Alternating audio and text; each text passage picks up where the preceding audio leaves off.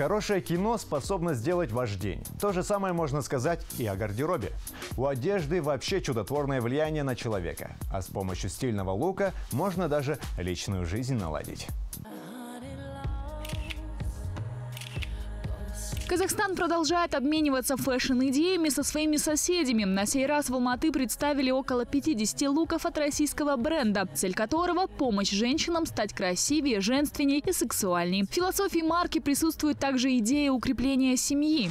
Нам интересно делать что-то с большим смыслом. Не просто платья, а платья, которые помогают вдохновлять мужчину на подвиги. Потому что мы видим, что есть в мире огромная проблема – это 50% разводов. Есть женская эмансипация. Есть женское доминирование очень часто. Потому марка пропагандирует не нарочитую сексуальность, а неприступность, которая пробуждает интерес. Каждое платье – настоящий кутюр. Виктория Маминбаева, не пропускающая ни одно светское мероприятие страны, согласна. Гардероб в общении с мужчинами играет большую роль. Ну, как женщина одета, это очень важно, потому что от этого зависит настроение, мотивация и самочувствие. Когда мне надо уладить конфликт, это примерно я ухожу в бельевые марки.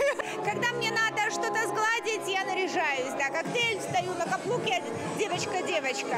Напомню, Виктория – любимая жена и счастливая мама 6 детей. Дизайнер Леонид Жеребцов, который превратил певицу Камшат Жолдыбаеву в икону стиля, считает, что девушка должна быть разной каждый день. Чтобы она сегодня была для своего мужа или для своих подружек такая стерва, а завтра она такая милая и покорная жена. Вот он, рецепт счастливой жизни. Я думаю, да. Что ж, эту идею продвигают даже на многих женских тренингах. Кроме того, всем известно, когда человек хочет поменять что-то в жизни, он начинает с имиджа.